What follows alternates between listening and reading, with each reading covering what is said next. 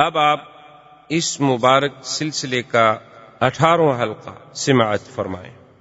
ایسی شادی کروں گا کہ مدینہ پاک میں ایسی شادی نہیں۔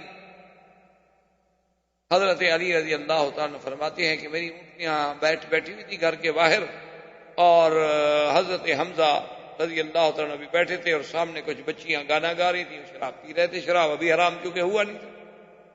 میں چلا گیا اپنے گھر میں کیونکہ رسیاں وسیاں ڈھونڈوں سامان اٹھانے کے لیے، باندھنے کے لیے۔ مجھے کافی دیر ہو گئی تو ان مغنیات میں سے، ان بچیوں میں سے، گانے والیوں میں سے کسی نے کہہ دیا کہ سردار جو ہوتے ہیں وہ تو اونٹنیوں کے کوہان جو ہے نا ان کو کاٹ کے کباب کھلاتے ہیں۔ اونٹنیوں کے کوہان کا گوشت بڑا نرم ہوتا ہے کباب بنانے کے لیے۔ حضرت حمزہ جی اٹھے نشے کی حالت میں، انہوں نے جا کے دونوں اونٹنیاں ذبح کر دی، دونوں اونٹنیاں ذبح کر دی اور کہا اونٹنیاں کوہان کاٹو اور کباب بناؤ، کھلاؤ سب۔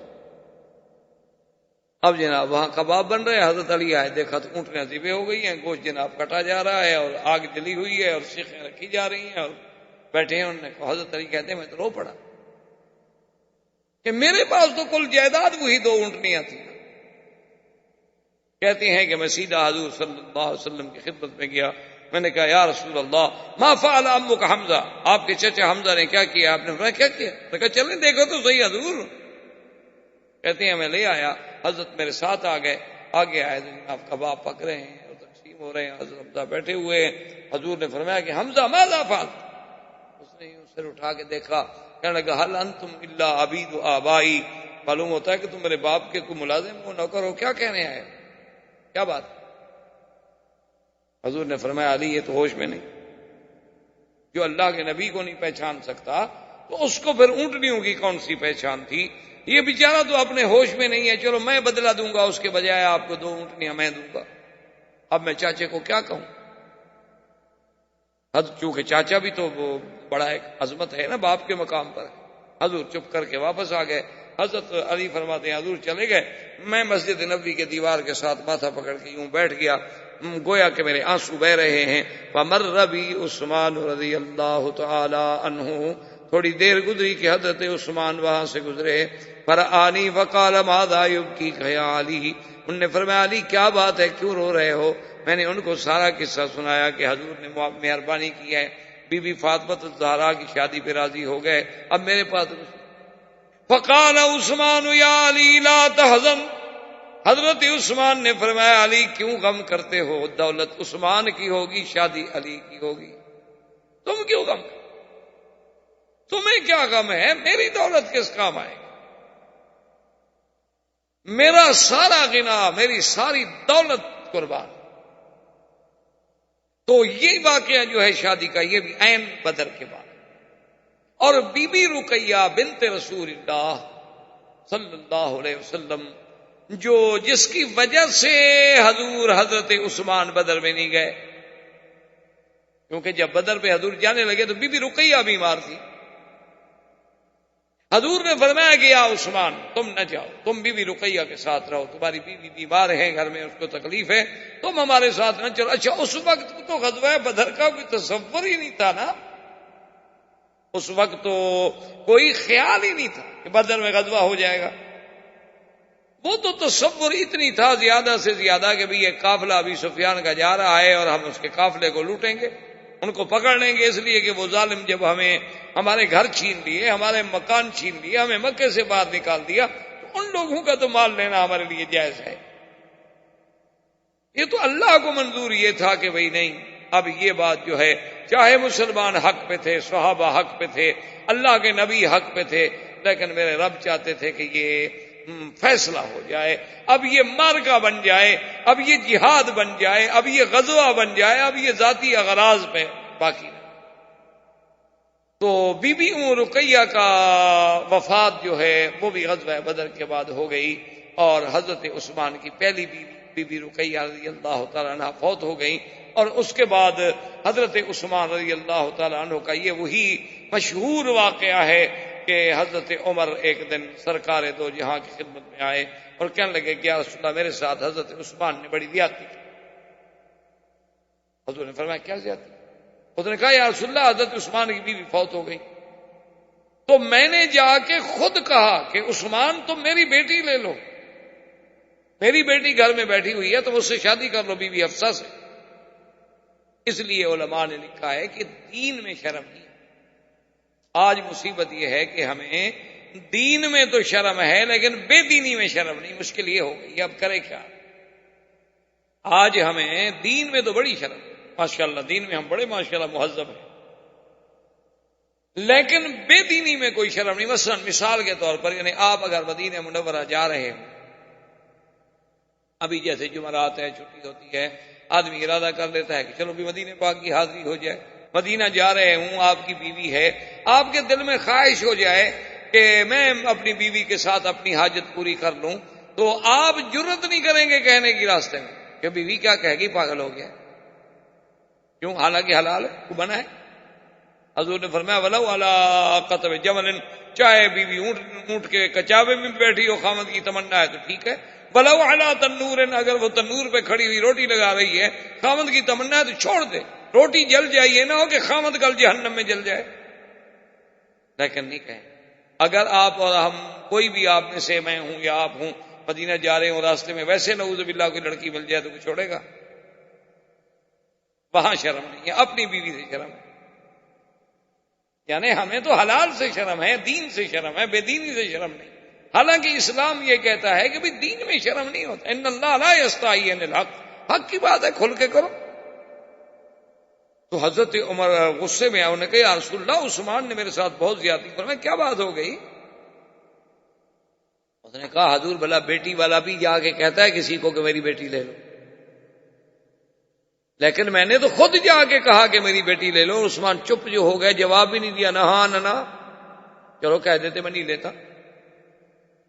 خود نہیں کہنا چاہتے تھے، 2 دن کے بعد کسی کے ذریعے مجھے پیغام دے دیتے، لیکن یہ میری کتنی بڑی توہین ہے کہ میری بات کا جواب بھی نہ دیا جائے۔ حضور مسکرانے لگے، فرمایا عمر غصہ کرنے کی ضرورت نہیں ہے، اللہ تیری بیٹی کو وہ شوہر دیں گے جو عثمان سے بہتر، اور عثمان کو وہ بیوی دیں گے جو تیری بیٹی سے بہتر ہوگی۔ حضرت عمر کہتے ہیں مجھے سمجھ کچھ نہیں، میں نے حضور کے سامنے ادب سے چپ تو کر دیا کہ بھی اب حضور کی بات ہے، کون آگے بات کرے، لیکن سمجھ نہ آیا۔ آپ نے فرمایا عمر اللہ تیری بیٹی کو وہ شوہر دے گا جو عثمان سے بہتر ہوگا، اور عثمان کو وہ بیوی دے گا جو تیری بیٹی سے بہتر ہوگی۔ کہتے ہیں مجھے سمجھ نہ آیا۔ فلما تزوج رسول اللہ، فرماتے ہیں کہ پھر جب حضور نے میری بیٹی کا رشتہ مانگ لیا، بی بی حفصہ سے خود شادی کر لی، اب مجھے سمجھ آیا کہ تیری بیٹی کو وہ شوہر ملے گا جو عثمان سے افضل ہے، اور حضور نے اپنی دوسری بیٹی عثمان کو دے دی، پھر سمجھ آیا کہ عثمان کو بھی وہ بیوی ملے گی جو تیری بیٹی سے افضل ہے۔ حضرت سیدنا عثمان کا بدر میں نہ جانا بھی اسی وجہ سے تھا کہ بی بی رقیہ فوت ہو گئی، اور ابھی حضور بدر سے مدینہ منورہ واپس پہنچے بھی نہیں تھے کہ بی بی رقیہ پہلے فوت ہو۔ اور اس دنوں کے بعد بنی قینقاع، اور انہی ایام میں حضور صلی اللہ علیہ وسلم کو پتہ چلا کہ بنی غطفان بہت بڑا قبیلہ، اسی کا نام ہے غزوہ بنی غطفان، اور اسی کو کہتے ہیں غزوہ ماء ذی عمر۔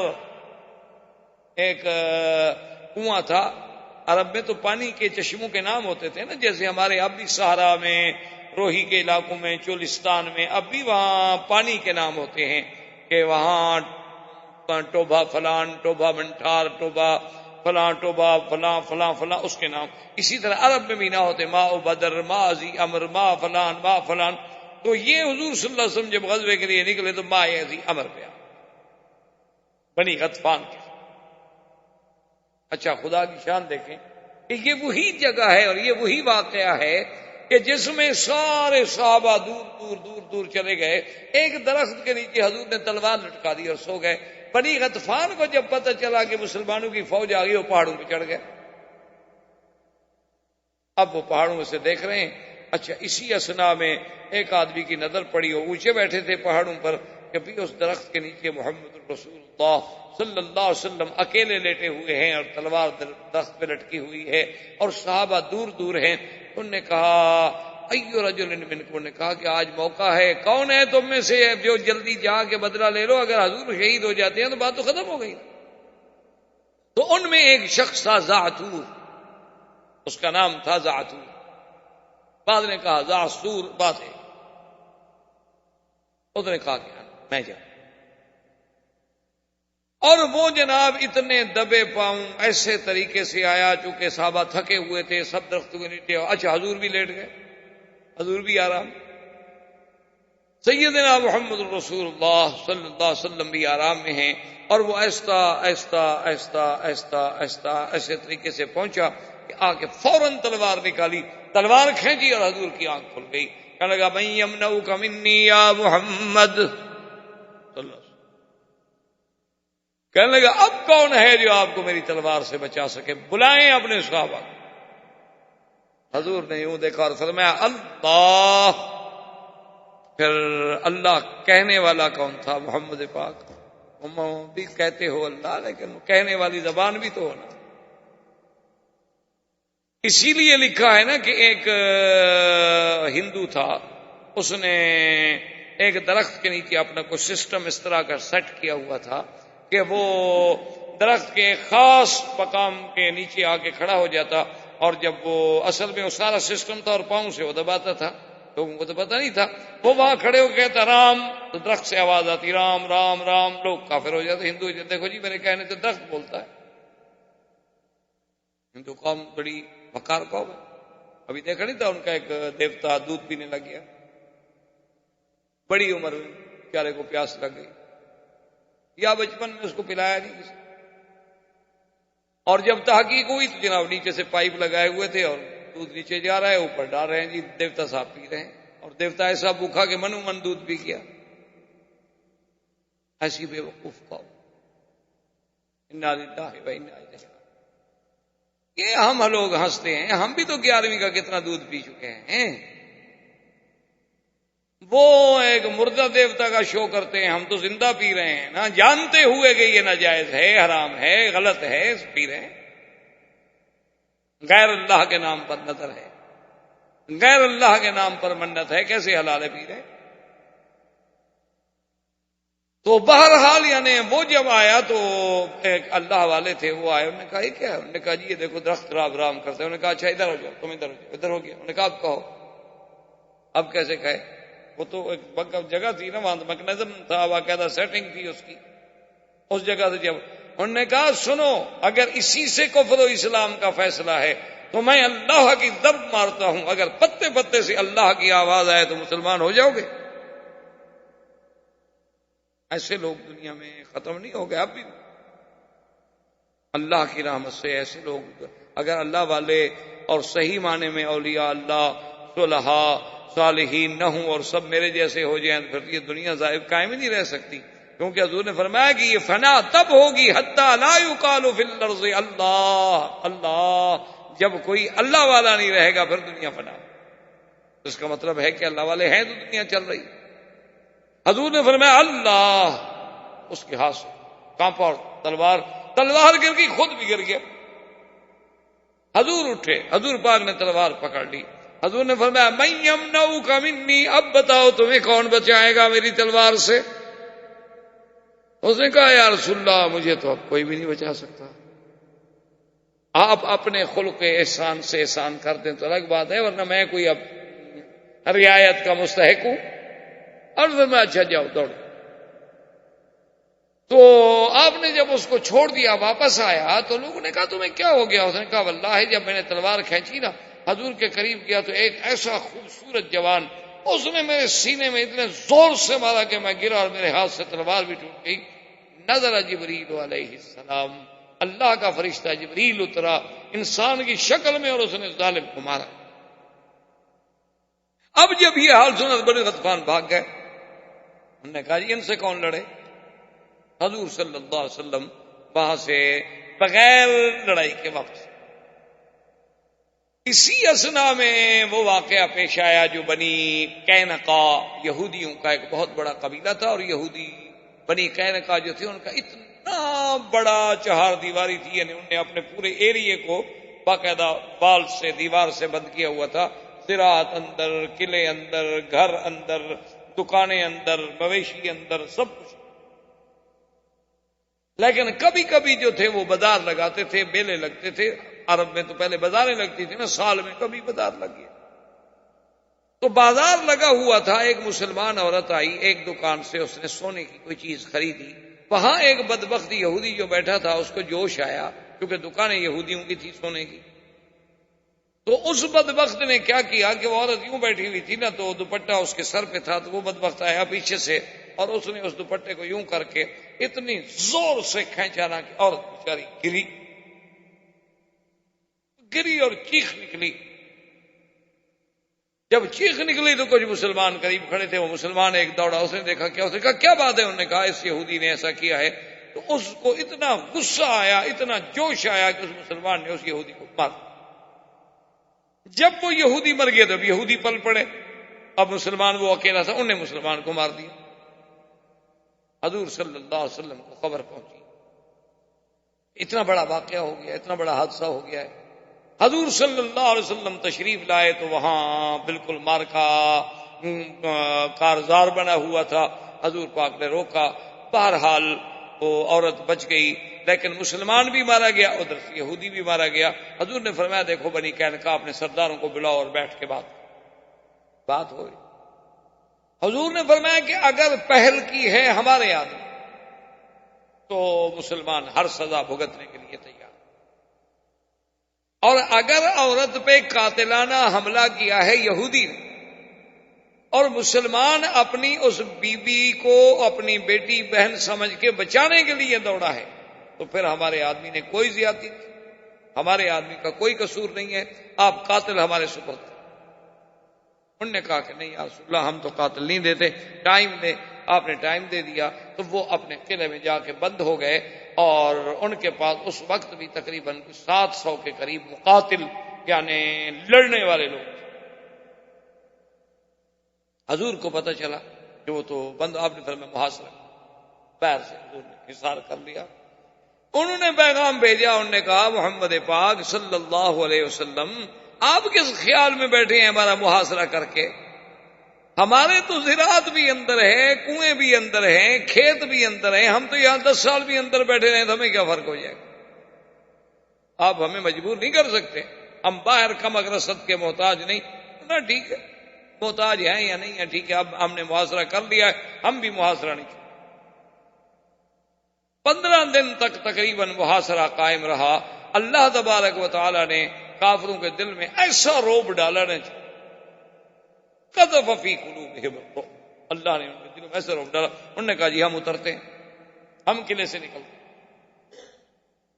حضور نے فرمایا کہ شرط یہ ہے کہ قلعے سے اترو اور پھر میری مرضی میں جو فیصلہ کروں گا. کہا جی قبول. 700 آدمی قیدی بن کے حضور کے سامنے بیٹھے،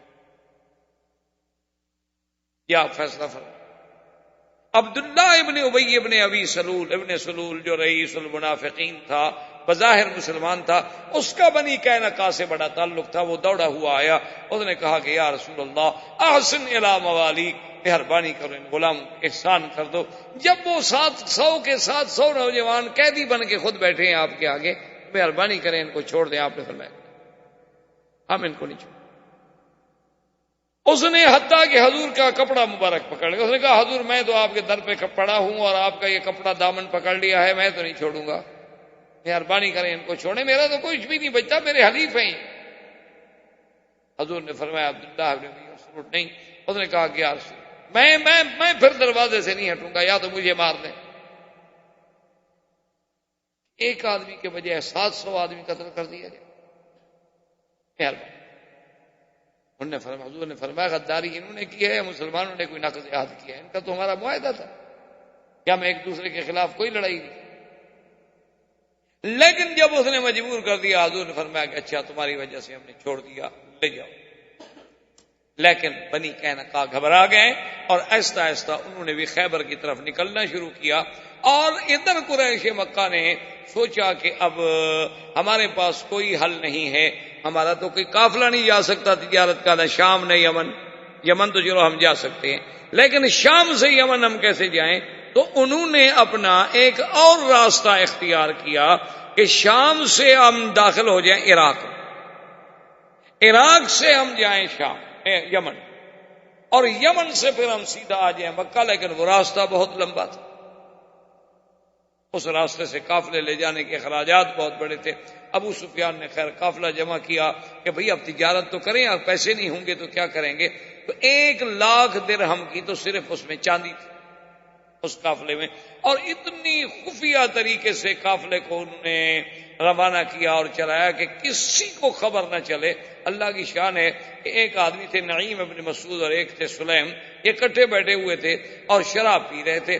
شراب پیتے پیتے نعیم ابن مسعود جو نشے میں آیا تو اس نے کہا بھئی بتایا تمہیں، ہمارا تو قافلہ اب جا رہا ہے اور قافلہ ایسا، اور سلیم نے اور کھولا، وہ کھلتا کیا شرابی آدمی، سارے معلومات ہو گیا، اس نے مسلمانوں کو خبر کر دی کہ قافلہ ابی سفیان کا آ رہا ہے۔ حضور نے حکم دیا کہ قافلے کو پکڑو۔ ابو سفیان کو پتہ چلا کہ مدینے کی تو فوجیں لے کے حضور صلی اللہ علیہ وسلم خود چل پڑے ہیں، تو وہ قافلہ چھوڑ کے بھاگ گیا، سامان سارا چھوڑ کے بھاگ گیا۔ اس کے بعد اس نے مکے میں بیٹھ کے اب فیصلہ کیا کہ بھئی اب ہمارے پاس کوئی حل نہیں، نہ ہمارا راستہ محفوظ ہے، نہ ہماری تجارت محفوظ ہے، نہ اب تو ہم پھر زندہ نہیں رہ سکتے، اب یہ ہے کہ ساری قوت کو جمع کرو اور ایک ہی دفعہ مسلمانوں سے ٹکرا جاؤ۔ تو اس نے احابیش، بنو غطفان، تمام قبائل کو اکٹھا کیا، کہا چندہ کرو، ہم اس مسلمانوں پہ حملہ کریں۔ اب جنگ احد کے اسباب پیدا ہونے شروع ہوئے، زندگی باقی انشاءاللہ تو بات باقی۔ وآخر دعوانا ان الحمدللہ رب العالمین۔ برادران اسلام، واجب الاحترام بزرگوں، دوستوں، بھائیوں، عزیز نوجوانوں، دروس سیرت طیبہ کا سلسلہ اللہ تبارک و تعالی کی توفیق اور عنایت سے حضور صلی اللہ علیہ وسلم کے زمانہ ولادت سے ہم غزوہ بدر اور غزوہ بدر کے بعد جو واقعات پیش آئے وہاں تک اپنے دروس کا سلسلہ پہنچا سکے۔ تو غزوہ بدر کی کامیابی کے بعد کفار مکہ پہ اتنی بڑی ضرب پڑی کہ ان کے 70 آدمی مارے گئے، 70 قید ہو گئے، اور اس دور میں تو یہ عدد جو ہیں یہ بہت بڑے عدد سمجھے جاتے تھے۔ یہ تو اب ہے نا کہ چلو جی لاکھوں بندے مر گئے، اس دور میں تو یہ برابر کی لڑائیاں ہوتی تھیں، تلوار کی، تیر کی، اور اس کے بعد نیزے کی، باقاعدہ برابر میں مبارزت، اور بڑے سے بڑا، یعنی یہ تو اس دور میں بہت بڑی فوج سمجھی جاتی تھی کہ مکے والے 1000 آدمی لے کر مقابلے پہ آ جائیں۔ تو اگر 1000 آدمی 313 کے مقابلے پہ اس بری طرح شکست کھائے کہ 70 سردار اس کے مارے جائیں اور 70 جو ہے قید ہو جائیں، تو یہ ان کے لیے کوئی معمولی بات نہیں۔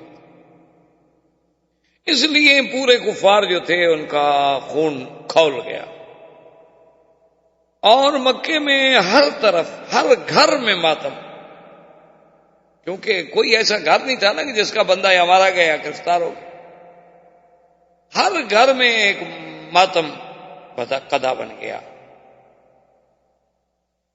ابو سفیان سردار بنا۔ اب دوسری مشکل حضور صلی اللہ علیہ وسلم کی یعنی جو تخطیط تھی اس کے تابع ان کو یہ پیش آئی کہ ان کا ایک اور قافلہ شام سے آنے لگا، تو حضور صلی اللہ علیہ وسلم نے ان پر بھی حملہ آور ہوئے، بنی غطفان قبیلے میں پہنچے تو انہوں نے روک دیا کہ یا رسول اللہ کم از کم آپ ہمارے علاقے میں لڑائی نہ لڑیں، ہمارے قبیلے کا نہ آپ سے کوئی جھگڑا ہے اور نہ ہمارا قریش سے، اور اس وقت قریش ہمارے علاقے سے گزر رہے ہیں، جب یہ ہمارے حدود سے گزر جائیں آپ لڑیں، آپ نہ لڑیں، ہمارا کوئی دخل نہیں، لیکن ہم نہیں چاہتے کہ ہمارے حدود میں لڑائی ہو۔ تو بہرحال قافلہ نکل گیا، لیکن مکے والوں کے لیے ایک مسئلہ تو پیدا ہو گیا نا کہ اب تو قافلہ آ نہیں سکتا، کیونکہ مکہ مکرمہ کا جو راستہ ہے ان کے تجارت کے براکز جو تھے وہ 2 تھے، ایک شام ایک یمن۔ اب یمن تو وہ جا سکتے تھے، ٹھیک ہے، کیونکہ مکے سے یمن کا راستہ جو ہے وہ تو مدینہ منورہ راستے میں نہیں آتا، وہ تو یہ طریق اللیس سے سیدھا مدینہ چلے گئے، شام یمن چلے گئے، لیکن شام جانے کے لیے جو راستہ ہے وہ تو حل کوئی نہیں تھا ان کے پاس سوائے مدینہ منورہ کے۔ اب انہوں نے سوچا کہ اس کا ہم کیا حل کریں۔ بڑی مشکلوں کے بعد ان کے سرداروں نے مشورہ کیا کہ بھئی اب بدلہ بھی تو لینا ہے نا مسلمانوں سے، وہ تو نہیں بھولتے تھے، قبائل کے لوگ تھے، وہ تو اپنا خون نہیں بھولتے تھے۔ انہوں نے کہا کہ اب ہم یہ کرتے ہیں کہ اپنی تجارتی قافلے جو ہیں ہم بجائے اس کے کہ شام سے مدینہ منورہ آئیں، یوں نہ کریں، بلکہ ہم شام سے براستہ عراق کا راستہ لے کر اوپر سے پھر یعنی بالکل مدینہ منورہ سے کافی دور جو ہے پھر نیچے اتریں، کیونکہ یہ نجد کا علاقہ جو کہلاتا ہے، جو آپ بھی جانتے ہیں کہ یہ حجاز ہے اور پھر نجد ہے، یہ نجد کا علاقہ صرف یہ نہیں کہ ریاض کو نجد کہتے ہیں، بلکہ یہ نجد العراق، پورے عراق تک جو ہے وہ نجد ہے۔ اصل میں کیا معنی؟ نجد کا معنی ہے اونچا، یعنی یہ اونچائی والا علاقہ، اور ادھر جو ہے تہامہ اور حجاز یہ اس کے مقابلے پہ نیچے والا علاقہ ہے۔ تو یہ نجد جب سے شروع ہوتا ہے تو یہ چلا جاتا ہے الی نجد العراق، عراق تک، یہ نہیں کہ صرف اس ریاض کے علاقے کو نجد کہا جاتا ہے۔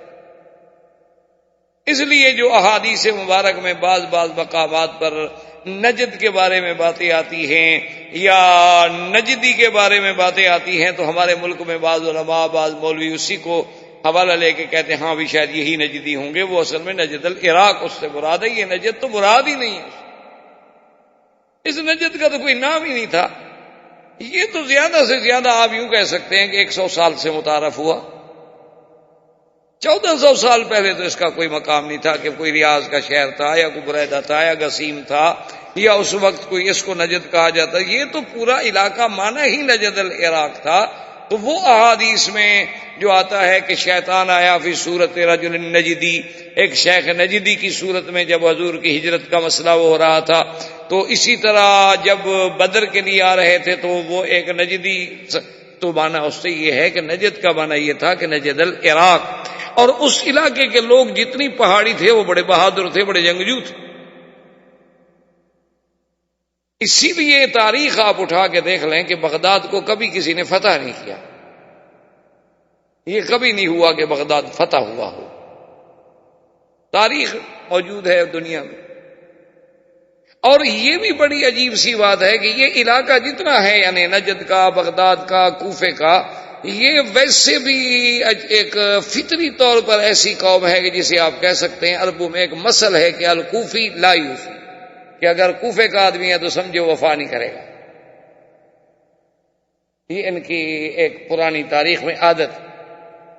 اچھا، محدثین تو یہ کہتے ہیں کہ اذا حدثک رجل من اہل الکوفہ، کہ اگر کوئی کوفے کا آدمی تمہیں کوئی حدیثیں بیان کرے تو 99 کو تو سمجھ لینا نا کہ غلط ہے، اور باقی جو ایک بچے تو اس میں بھی ذرا خیال رکھنا، ہو سکتا ہے کہ وہ بھی صحیح نہ ہو، یعنی محدثین کے ہاں یہ ضرب المثل ہے۔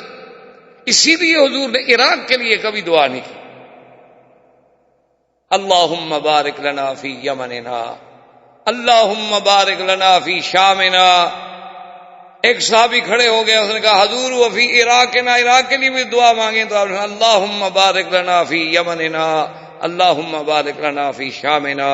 اس نے کہا حضور بھی مہربانی کریں وہ نجد العراق کے لیے تو دعا مانگیں، فیہا میرتنا و میرت اہلنا، ہمارے لیے تو وہاں سے کافی چیزیں آتی ہیں کھانے کی پینے کی، ہمیں بڑی تکلیف ہوگی اگر وہاں قحط ہو گیا، تو آپ اس کے لیے بھی دعا کریں۔ تو آپ نے فرمایا من ہا ہنا تطلع الفتن، من ہا ہنا تطلع الفتن، آپ نے فرمایا یہ تو وہ جگہ ہے جہاں سے فتنے نکلیں۔ حضور صلی اللہ علیہ وسلم نے فرمایا کہ یہ تو وہ مقام کہ جہاں سے فتن پھوٹیں گے، ان کے لیے میں دعا کروں۔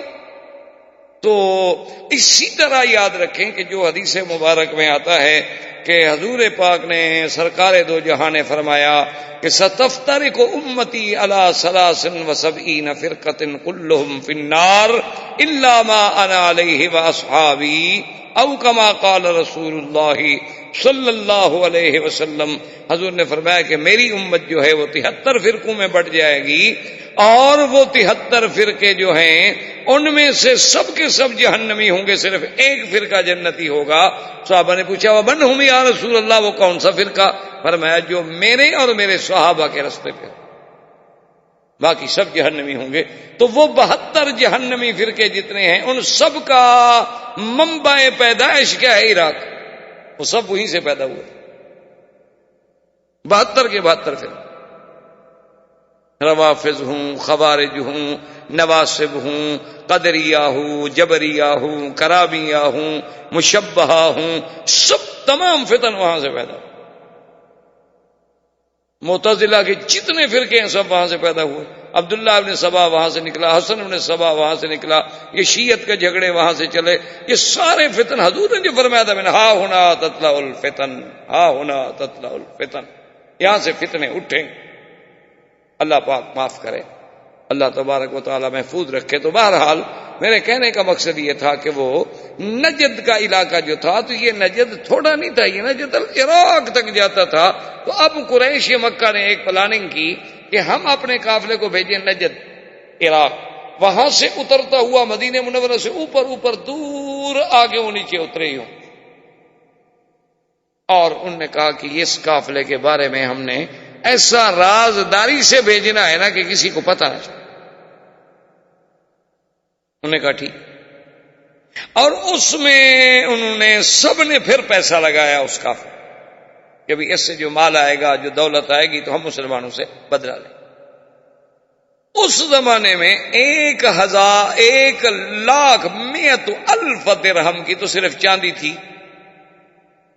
سونا الگ، پیسہ الگ، کرنسی الگ، صرف چاندی جو تھی اس قافلے میں وہ 1,00,000 درہم کی تھی اس زمانے کی۔ اچھا اللہ کی شان دیکھیں کہ 2 آدمی تھے، ایک کا نام سلیم تھا اور ایک کا نام نعیم ابن مسعود تھا، وہ اکٹھے بیٹھے ہوئے تھے اور شراب پی رہے۔ اس زمانے میں شراب شروع، حرام شراب تو تھی نہیں، ویسے بھی ان میں اس وقت کوئی جو ہے ایک مسلمان تھا، ایک کافر، بیٹھے ہوئے شراب پی رہے تھے۔ وہ جب نشہ زیادہ ہوا تو نعیم نے کہا کہ ذرا دیکھو ابھی ہمارا قافلہ ذرا آ جائے خیریت سے، پھر دیکھو ہم مسلمانوں سے کیسے بدلہ لیتے ہیں۔ اب مسلمان کو تو کھوج تو ہونی تھی نا، چاہے کتنا کمزور ہو بیچارہ مسلمان، چاہے کتنا کمزور ہو جائے، کتنا ضعیف ہو جائے، اللہ نے ایک اسلام کے ساتھ محبت تو اس کے ذہن میں، دماغ میں، ضمیر میں رکھی ہے نا، ایک نیچر ہے، فطرت ہے۔ یہ مسلمان کو مسلمان سے محبت ہوتی ہے، کافر کو کافر سے محبت ہوتی ہے۔ المومن بعضهم اولیاء بعض، اللہ فرماتا ہے کہ مومن بھی تو ایک دوسرے کے دوست ہیں۔ آپ دیکھیں، آپ یعنی کسی بھی کفر دیار کفر میں چلے جائیں، ہندوستان کو دیکھ لیں اور کسی جگہ کو دیکھ لیں کہ وہاں کچھ ہو جائے، وہاں کے مسلمان یہ تو کبھی نہیں برداشت کرتا کہ مسلمان کو ذلت ہو یا مسلمان کو شکست ہو۔ حالانکہ آپ دیکھیں یہ ہاکی واکی، کرکٹ شرکٹ، فٹ بال کیا ہوتی ہے، لوگ وہاں میچوں کے لیے رو رو کے دعائیں کرتے ہیں کہ مسلمان جیت جائیں۔ حالانکہ کیا فرق پڑتا ہے کہ آپ کا کرکٹ میں جیت گیا، کوئی ہار گیا، کوئی مر گیا، کوئی نہ مر گیا۔ اچھا کرکٹ کھیلنے والے کون سے متقی پرہیزگار ہوتے ہیں کہ ان کے لیے دعائیں کریں گے، وہ جہاد سیکھ رہے ہیں بیچارے۔ تو لیکن ایک فطرت ہے، نیچر ہے، ہماری مجبوری ہے، ہم نہ چاہیں تب بھی ہمارے دل سے دعا تو ان کے لیے نکلے، ہم چاہے نہ بھی چاہتے ہیں۔ اچھا کتنے وہاں آپ کے مسلمان ہیں، اور خاص طور پر جو مسلمان آپ کے وہاں عہدوں پر ہیں، منسٹر ہیں، ڈپٹی منسٹر ہیں، ایم پی ایز ہیں، ایم این ایز ہیں، وہ آپ جانتے ہیں کہ وہ تو نام کے مسلمان ہیں اکثر، کیونکہ اگر کام کے مسلمان ہوں تو وہ پاگل تھوڑے ہیں کہ ان کو عہدہ دے دیں، وہ بلکہ بالکل نام کے مسلمان ہیں، بلکہ یعنی وہ ہندو سے ہمارے لیے زیادہ خطرناک ہیں۔ لیکن اس کے باوجود بھی کبھی کبھی اسلام کے بارے میں ان کے دل سے بھی بات نکل جاتی ہے، کریں کہ آخر مسلمان تو ہیں۔ تو یہ ایک فطری بات ہے، ایک محبت کی بات ہے، یہ قدرت نے ایک رشتہ بنایا ہے۔ میں میرے خیال میں امریکہ میں ایک جگہ بیٹھا تھا، کسی پلازے میں کوئی شاپنگ واپنگ لے گئے، ایک نوجوان بچی، بالکل میرے خیال میں 20 سال کی لڑکی ہوگی، دور سے بیچاری دوڑتی آئی، وہ پتہ نہیں اس کو وہ ایکسیلیٹر نہیں ملا، وہ سیڑھیاں چھلانگ پھلانگ کے بیچاری بھاگتے بھاگتے آئی اور السلام علیکم السلام علیکم. میں نے کہا کیا ہو گیا؟ انا مسلم انا مسلم. ٹھیک ہے بھائی، کیا ہو گیا تمہیں؟ تو اس نے کہا میں مسلمان ہوں، میں نے دیکھا نا آپ کے عربی لباس کو، تو میں نے کہا مسلمان ہیں، تو میں نے کہا جا کے سلام کرو. بھائی تم کون ہو اللہ کی بندی؟ اس نے کہا میں ترک سے ہوں، ترکی سے ہوں، یہاں میں پڑھ رہی ہوں. تو میں نے دیکھا کہ کچھ لباس میں آپ کا لباس جو تھا، داڑھی اور لباس اور انداز اور ساتھی اور پھر سب داڑھیوں والے، کیونکہ تو اس لیے مجھے اندازہ ہوا کہ یہ مسلمان، حالانکہ وہ انتہائی ماڈرن قسم کی بچی تھی بیچاری، جین پہنے ہوئے، لیکن اس کے دل میں آخر اسلام تھا. تو اس لیے اس نے کہا السلام. تو ہم نے خیر اس کے سر پہ ہاتھ رکھا، اچھا بیٹی ٹھیک ہے، ماشاءاللہ اچھی بات ہے، تم مسلمان ہو، تم مسلمانوں والا لباس اختیار. تو کہا کہ وہ تو میرے لیے مشکل ہے، میں مسلمان ہوں، میرا خاندان مسلمان ہے، اتنا مجھے پتا ہے، مجھے تو نہیں پتا نماز کیا ہے، روزہ کیا ہے، حج کیا ہے، قرآن کیا ہے، میں نے تو کبھی دیکھا ہی نہیں. مسلمان ہوں اس لیے کہ میرا باپ مسلمان. خیر پھر ہم نے اس کو اسلامک سینٹر کے ایڈریس دیے، ان دوستوں سے فون بھی کیا کہ بھی بچی ہیں، سنبھالو خدا کے بندو، جب یہ تمہاری قیمتی متاع جو ہے جب لٹ جائے گی پھر تمہیں ہوش آئے گا. تو خیر بہرحال تو انہوں نے قافلہ بھیجا. تو اس نے شراب کے نشے میں، یہ شراب کا نشہ جو ہے یہ ایسی بلا ہے کہ اس میں آدمی پھر چھپا نہیں سکتا. اسی لیے آپ نے دیکھا ہوگا، سنا ہوگا کہ بڑے بڑے جو اسکاٹ لینڈ یارڈ کے انٹروگیشن کے بڑے بڑے جو انویسٹیگیشن کے ادارے ہیں، وہ لوگوں کو شراب پلا کے تفتیش کرتے ہیں. نشے میں آ گیا، بات کھل گئی، بس چڑھ گیا آدمی، وجہ اس کے کہ اس کو مارتے رہیں. تو وہ ان کے بعد اب یہ ایسے تھے، تو وہ جناب کھل گیا. اس نے کہا ایک قافلہ آ رہا ہے، اس میں یہ ہے اور یہ ہے، اور اس دفعہ مسلمان ہمارا کچھ نہیں بگاڑ سکتے. اب وہ ہمارا قافلہ نکلے گا شام سے اور نجد العراق سے اور فلاں فلاں وادیوں سے ہوتا ہوا، مسلمانوں کو کیا پتا اپنا مدینے والوں کو. وہ جناب اس مسلمان نے بات مدینے پہنچا دی. 200 سوار اس گھوڑے کی، اپنا قافلے کی حفاظت کے لیے ابو سفیان نے رکھا تھا، صرف جو حفاظت کرے. 200 سوار، 200 نوجوان مسلح. مسلمانوں کو پتہ چلا، حضور نے حکم دیا صحابہ کو کہ نکلو میں مقابلے پہ، کیونکہ دشمن کی اقتصادی طور پر جب چار رگ نہ کاٹی جائے تو دشمن تو نہیں ہار سکتا. سب سے بڑی جنگ تو اقتصادی جنگ ہے. تو اب جناب یہ ہے کہ یہ تو ہم کس بات کا رونا روئیں. وہ جیسے ایک بزرگ نے کہا تھا نا جی کہ اپنا تن ہم داغ داغ شد پمبا کجا کجا نہیں ہم، کہ جب سارے بدن پہ زخمی زخموں تو بھائی کہاں کہاں پھایا رکھیں، کہاں کہاں مرہم لگائیں. تو اصل بات تو یہ ہے نا جی کہ آج جو کہتے ہیں نا جی مسلمان قافلے لوٹتے تھے، قافلے لوٹتے تھے، بدر میں قافلہ لوٹنے آئے تھے، اور تم کیا کر رہے ہو اقتصادی طور پر سارے مسلمان ملکوں کے ساتھ؟ تمہاری اگر اقتصادی جنگ ہے، تمہاری بھی تو اقتصادی جنگ تھی.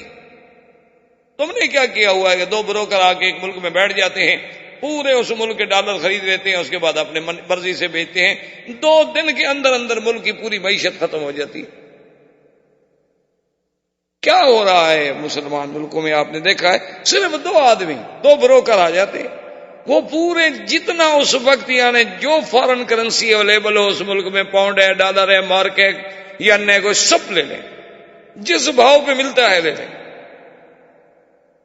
اب 2 دن کے بعد جناب ملک کو ہوش آتی ہے کہ ملک پہ تو ڈالر نہیں رہا، ہم نے تو آگے قرضہ دینا ہے، باہر ایلسیاں کھلی ہوئی ہیں، پیمنٹ کرنی ہے، وہ تو سارا لین دین ہم ڈالر میں کرنا ہے، اب کہاں سے؟ انہوں نے کہا جی وہ تو پارٹی، اچھا وہ کہتے ہیں جی ٹھیک ہے ہم بیچنے کے لیے تیار ہیں، لے لو. 40 پہ خریدا تھا، 65 پہ بیچ رہے ہیں. دھڑام سے ملک جو ہے جناب ختم. کبھی سٹاک ایکسچینج بیٹھ گیا، کبھی سٹاک مارکیٹ بیٹھ گئی، کبھی یہ بیٹھ گیا، کبھی وہ بیٹھ گیا. کیونکہ مسلمان تو ماشاءاللہ اللہ ان کو پیسے دے دے، پھر یہ تو ایک ہی بات سوچتا ہے نا کہ بھی کار بھی نہیں ہو، بیوی بھی نہیں ہو، بس یہ 2 ماڈل تبدیل ہونے ضروری ہیں اگر پیسے ہوں. یہ جو شریف ہیں ایک والے، ان کے پلے کچھ نہیں، ان کو پیسے دے دیں، آپ دیکھیں کل کیا کرتے ہیں. میں نے اپنے 90 سال کے دوست دیکھے ہیں جن کو پیسے ملے جناب تو دوسرے دن شادی کر. یہ جن کی تنخواہ میں گزارا ہے پورا سورا، مکان کا کرایہ، کھانا پینا، اس کے بعد کو 500,000 ریال بچ گیا، وہ بیچارہ کیا شادی کا سوچے گا؟ اس کو تو پہلی بیگم ہی ڈراتی ہے خواب میں. تو اگر اسے آپ دولت دے دیں تو پھر دیکھیں کہ جناب وہ کتنی دولتیاں مارتا ہے. دولت کے ساتھ دولتیاں تو پھر کھلتی ہیں نا، یہ تو اس کا اثر ہے. تو اب جناب جب قافلہ نکلا، مسلمان جب پہنچے، اللہ نے ایسا روب ڈالا نا جی کہ وہ قافلے کا قافلہ چھوڑ کے بھاگ گئے، قافلہ اپنا سامان چھوڑ کے بھاگ گئے۔ اسی اثنا میں سوق قینقاع میں، بنی قینقاع کی سوق تھی جس میں منڈی لگتی تھی مدینہ منورہ میں، ایک یہودی بدبخت نے ایک مسلمان لڑکی کے گلے میں کپڑا ڈال کے اس کو خنق کرنے کی کوشش کی، وہ بیچاری بچ تو گئی لیکن بے ہوش ہو کے گر گئی، اس پہ لڑائی شروع ہو گئی اور ایک مسلمان نے اٹھ کے اس یہودی کو مار دیا۔ اب یہودی ان کے چونکہ زیادہ طاقت تھی، ان کا گھر کبھی قریب تھا، ان کے بندوں نے آ کے مسلمانوں کو مار دیا، ایک نیا مسئلہ پیدا ہو گیا۔ یہ سارے اسباب تھے، ادھر ابو جہل کی قتل، کفار کی موت، اور پھر بنو نذیر اور بنی قینقاع یہودیوں کی ذلت جو مدینے میں رہنے والے تھے، یہ سارے اسباب بنے کہ اب سارے کافر مل کے ایک مستقل حملے کی تیاریاں کر کے تیار ہوئے کہ بھئی اب حل کوئی نہیں ہے، اب مسلمانوں کے ساتھ اپنی پوری قوت کو ٹکرا دو۔ ابو سفیان دوڑا، بنو غطفان کے پاس گیا، احابیش کے پاس گیا، قبائل کے پاس گیا، بنو ثقیف کے پاس گیا، بنو حذیل کے پاس گیا، تمام قبائل کو جا کے تقریریں کر کر کے اس نے ابھارا کہ بھئی مسلمان تو ہمارے لیے ایک مسئلہ بن گئے ہیں، اب ہم سب مل کے ایک دفعہ مدینے پہ حملہ کریں تاکہ ان کی قوت کو ہمیشہ کے لیے ختم۔ اور ابی سفیان بہت بڑا خطیب تھا، بولنے والا تھا اور سردار تھا قریش کا، بڑا خوبصورت انسان تھا، اور اس کی بات میں ایک جادو تھا، وہ جہاں جائے اور تقریریں کرے اور لوگوں کو ابھارے۔ انجام یہ ہوا کہ تھوڑے سے وقت میں، حالانکہ اس سے پہلے ابی جہل جیسا بدبخت تھا، اس سے پہلے امیہ بن خلف تھا، عتبہ عتیبہ تھا، شیبہ ربیعہ تھا، ولید بن المغیرہ تھا، لیکن وہ سارا زور لگا کہ 1000 بندہ تیار کر پائے۔ ابو سفیان نے 3000 بندہ تیار کیا مدینے پہ حملہ کرنے کے۔ یہ یہاں سے جب نکلے، حضور صلی اللہ علیہ وسلم کو خبر کہ کفار تیاری کر چکے ہیں، اور معلوم یہ ہوا کہ یہاں کے یہود جو ہیں وہ بھی ان کے ساتھ ملے۔ حضور صلی اللہ علیہ وسلم نے صحابہ کو جمع کیا، کیونکہ اللہ کا حکم تھا کہ کوئی مسئلہ پیش آ جائے تو آپس میں مشورہ کریں۔ سرکار دو جہاں صلی اللہ علیہ وسلم نے سارے صحابہ کو بلا لیا، جو بڑے بڑے ارباب حل و عقد تھے، جیسے سیدنا ابی بکر، سیدنا عمر، سیدنا عثمان، سیدنا علی، طلحہ، سعد، بڑے بڑے لوگ جو تھے، جو یعنی صاحب فکر و رائی تھے، ان سب کو بلایا گیا۔ تو اس میں عبداللہ ابن ابی ابن سلول جو منافقوں کا سردار تھا وہ بھی آ گیا، چونکہ وہ بھی تو ایک قبیلے کا سردار تھا اور بظاہر مسلمان تھا۔ اسلام کی عظمت دیکھیں کہ اللہ نے ایک حکم رکھا ہے کہ کوئی فیصلہ، چاہے وہ خلیفہ ہو، چاہے امیر المومنین ہو، چاہے بادشاہ ہو، اسلام اجازت یہ نہیں دیتا کہ وہ اپنے عقل کل اپنے آپ کو بنا لے اور خود فیصلے کر لے، نہیں، فشاورہم فی الامر فاذا عزمت فتوکل علی اللہ۔ اللہ نے فرمایا میرے نبی ہر مسئلے میں مشورہ، اسی مشورے کو آپ کے لوگ جو ہے نا جمہوریت قرار دیتے ہیں، حالانکہ یہ بات نہیں۔ مشورے کا معنی ہوتا ہے ارباب حل و عقد سے، یعنی ان لوگوں سے رائے لی جائے جو صاحب الرائے ہیں۔ مثلا ایک آدمی کو اگر کوئی زخم لگا ہے، چوٹ لگی ہے، تو اب اس کا فیصلہ جو ہے وہ تو ڈاکٹر کی اوپینین کر سکتی ہے نا، یہ تو نہیں مولوی وکیل کو بلا کر اس کے بارے میں رپورٹ لکھو جی کتنا گہرا زخم ہے، کتنا چوڑا ہے، کتنا لمبا ہے، ہڈی تک پہنچا ہے نہیں پہنچا ہے، اب یہ کتنا نقصان دے، مجھے کیا پتا بھائی۔ معنی یہ ہوتا ہے کہ ہر صاحب رائے سے رائے لی جائے، جو اس موضوع پہ ایک اتھارٹی ہے اس سے پوچھا جائے۔ حضور صلی اللہ علیہ وسلم نے فرمایا کہ بھی اس میں تو کوئی شک نہیں نا کہ کافر آ رہے ہیں، چل پڑے ہیں مکے سے، وہ نکل پڑے ہیں، اب وہ کوئی سیر کرنے تو نہیں آ رہے ہیں نا۔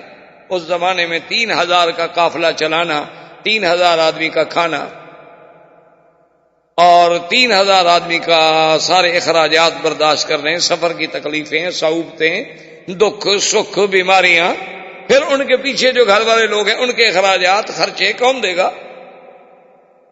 جو لوگ تمہارے لیے جنگ پہ نکل رہے ہیں۔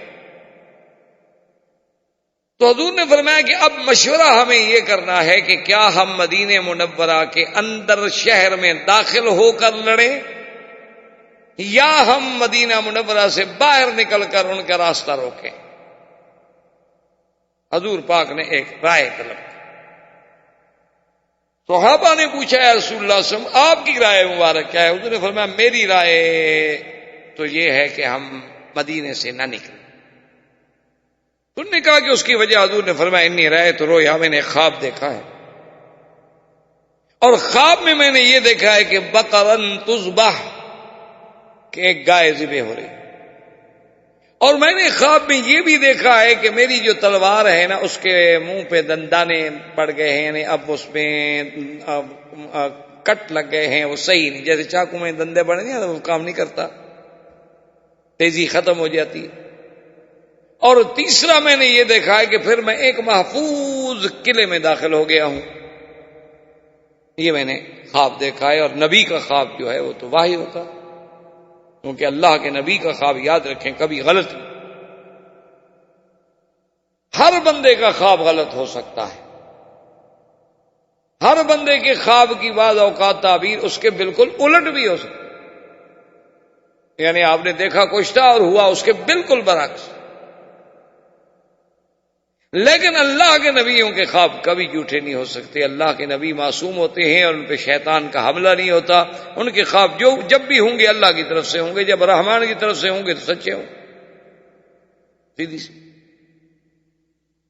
حضور نے فرمایا میں نے انہوں نے کہا وما اولتہ یا رسول اللہ صلی اللہ علیہ وسلم. انہوں نے کہا حضور پھر آپ نے اس خواب کی تعبیر کیا فرمائی ہے, کیا خیال ہے آپ کا؟ حضور نے فرمایا کہ میں نے تعبیر یہ سمجھی ہے کہ بقرن تذبح, اس کا معنی یہ ہے کہ میرے ساتھی شہید ہوں گے کیونکہ گائے ایک حلال جانور ہے. حلال جانور جب ذبح کیا جا رہا ہے تو اشارہ ہے کہ ہمارے ساتھی ذبح ہوں. انہوں نے کہا حضور جو تلوار میں آپ نے دیکھا کہ آپ کی تلوار کی دھار جو تھی اس میں دندانے پڑ گئے, سلم آ گئے, تو اس سے آپ نے کیا مراد ہے؟ آپ نے فرمایا اس سے معلوم ہوتا ہے کہ میرا کوئی خاندان کا کوئی قریب میرے کوئی اہل بیت کا آدمی بھی شہید ہوگا جس کی وجہ سے گویا میری تلوار جو ہے ناکارہ ہو گئی.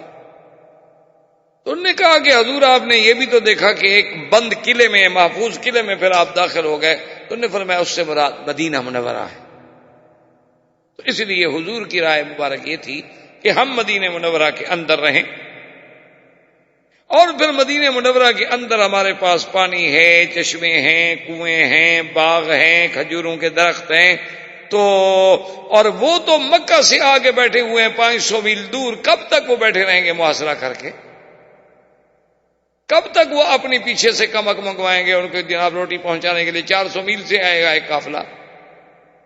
گندم ختم ہو گئی, آٹا ختم ہو گیا, کھجور ختم ہو گئی تو 400 میل سے آئے گی.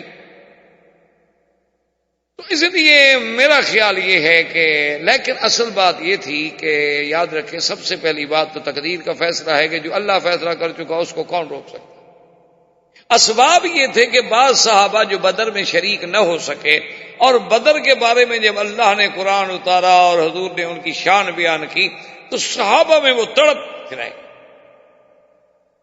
کہ بھائی ہائے پہلا غزوہ تھا اور اتنی شان والا غزوہ اور ہم لوگ اس میں شریک نہ ہو سکے. تو حضرت انس بن النضر کھڑے ہوئے, انہوں نے کہا کہ یا رسول اللہ میں غزوہ بدر میں بھی شریک نہیں ہو سکا. خدا کی قسم ہے کہ اگر اللہ نے مجھے کوئی موقع دیا نا کافروں کے ساتھ لڑنے کا تو پھر میں دکھاؤں گا کہ لڑائی کیسے ہو. حضور نے سن. اچھا وہ عبداللہ ابن ابی ابن سلول جو کافر منافقوں کا سردار تھا اس کی بھی رائے یہ تھی کہ ہمیں مدینہ منورہ سے باہر نہیں جانا چاہیے. رائے اس کی بھی یہی تھی. اچھا وہ تو اس کی رائے تو واضح بات ہے بزدلی پہ مبنی تھی. وہ تو بزدل تھا کہ باہر جا کیوں لڑے, جو شہر میں ہے نا کسی کو کیا پتا ہم لڑ رہے ہیں کہ نہیں لڑ رہے.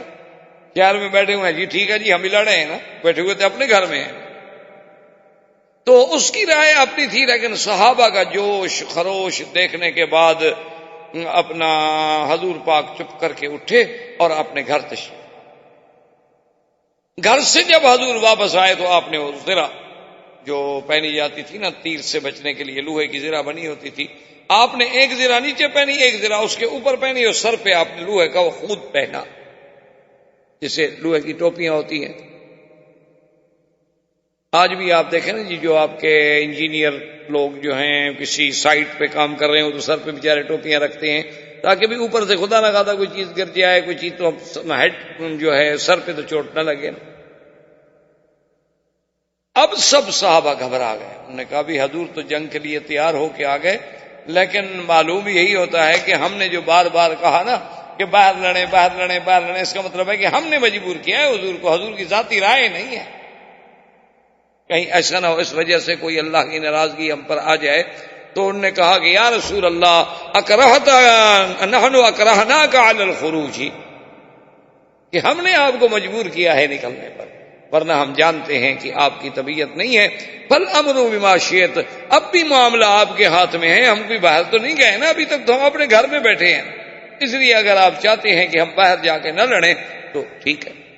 حضور نے فرمایا ما ينبغي لنبی، اللہ کے نبی کی یہ شان نہیں ہوتی کہ وہ جب جنگ کے لیے ایک دفعہ تیاری کر لے اور لباس پہن لے اور اس کے بعد پھر شک کرے اور تردد کرے، اب چلو بس جو اللہ کو منظور ہے وہی ہو۔